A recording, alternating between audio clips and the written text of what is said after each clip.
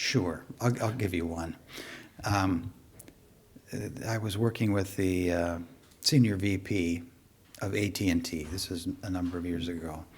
And he was a very structured, factual, actual, real man.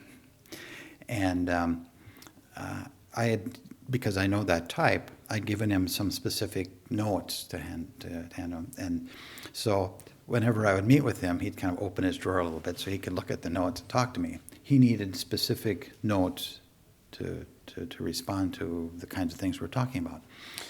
And at one point, he'd made a presentation, and it was very actual, factual, and detailed, but people wanted to know about the future. And so the next time I went to meet with him, I said, you really need to broaden the way in which you talk about things. And so he said, well, what should I do? And I said, okay, I'm going to ask you to find somebody with a totally opposite personality of yours, totally different. Get to know that person once a little bit. And then whenever you have an important decision to make, talk to that person about the decision. Not ask them to make the decision, but just what did they think and how did they think? He did that, and I came back and he says, I can't believe people think that way.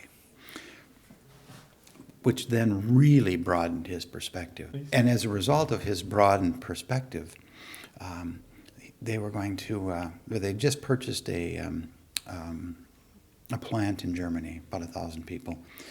And they'd sent case studies, you'd send people over there to determine what should we do with this organization.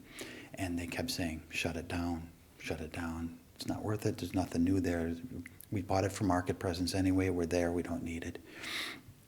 And he was pacing in his office, and I said, well, what are you gonna do? He says, well, I was just there.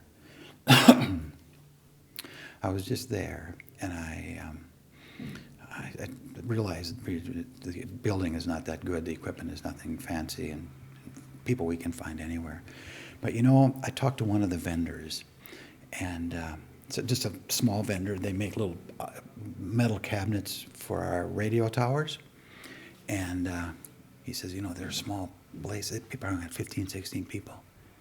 If I close the plant, I'll put them out of business. And I said, what are you going to do? And he says, I'm going to change the question.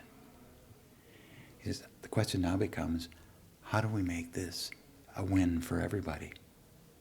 1 year later, I sat in a beer tent in Nuremberg, Germany, celebrating the opening of a new plant.